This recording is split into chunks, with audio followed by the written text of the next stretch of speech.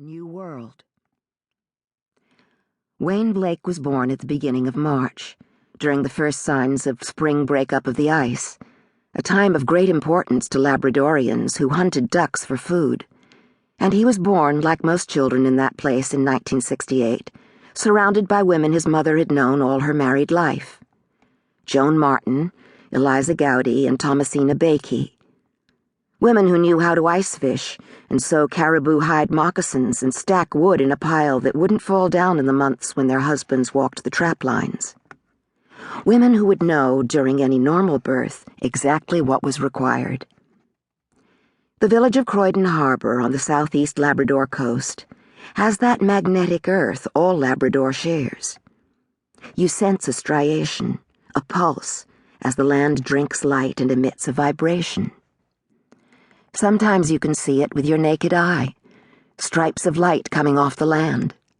Not every traveler senses it, but those who do keep looking for it in other places, and they find it nowhere but desert and mesa. A traveler can come from New York and feel it. Explorers, teachers, people who know good hot coffee and densely printed newspapers, but who want something more fundamental, an injection of New World in their blood. Real New World. Not a myth that has led to highways and more highways and the low radioactive buildings that offer pancakes and hamburgers and gasoline on those highways. A traveler can come to Labrador and feel its magnetic energy, or not feel it. There has to be a question in the person. The visitor has to be an open circuit, available to the power coming off the land, and not everybody is. And it's the same with a person born in Labrador. Some know from birth that their homeland has a respiratory system, that it pulls energy from rock and mountain and water and gravitational activity beyond Earth, and that it breathes energy in return. And others don't know it.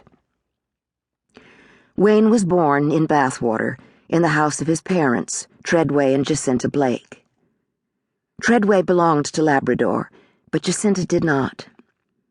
Treadway had kept the trap lines of his father, and he was magnetized to the rocks, whereas Jacinta had come from St. John's when she was 18 to teach in the little school in Cronyn Harbor, because she thought, before she met Treadway, that it would be an adventure, and that it would enable her to teach in a St. John's school once she had 3 or 4 years of experience behind her.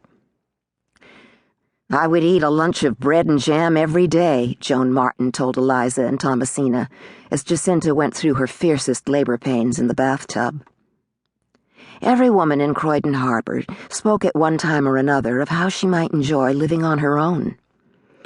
The women indulged in this dream when their husbands had been home from their trap lines too long.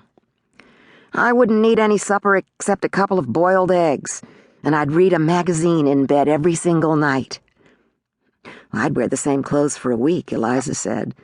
"My blue wool pants and gray shirt, and my nightie stuffed under them. I would never take off my nightie from September till June. And I'd get a cat instead of our dogs, and I'd save up for a piano." The women didn't wish away their husbands out of animosity. It was just that the unendurable winters were all about hauling wood and saving every last piece of marrow and longing for the intimacy they imagined would exist when their husbands came home, all the while knowing the intimacy would always be imaginary. Then came brief blasts of summer, when fireweed and pitcher plants and bog sundews burst open and gave the air one puff, one tantalizing scented breath that signaled life could now begin. But it didn't begin. The plants were carnivorous. That moment of summer contained desire and fruition and death, all in one ravenous gulp, and the women didn't jump in.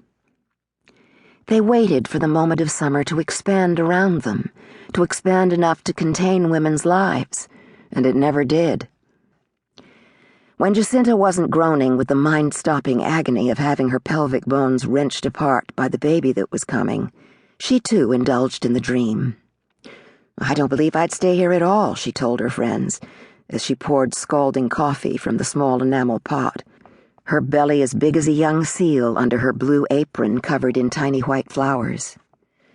"I'd move back to Monkstown Road, and if I couldn't get a job teaching, I'd get my old job back at the Duckworth Laundry."